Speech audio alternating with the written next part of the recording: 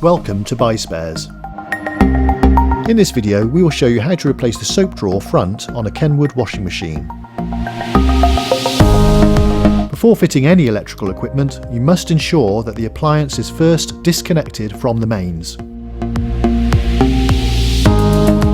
If your soap drawer front is broken or is falling off, it will need to be replaced.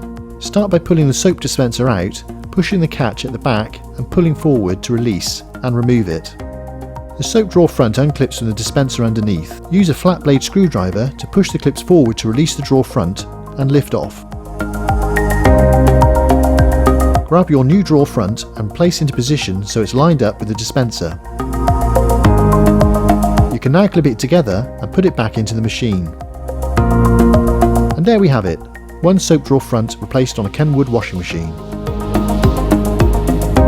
For all the spares you need, visit the BuySpares website.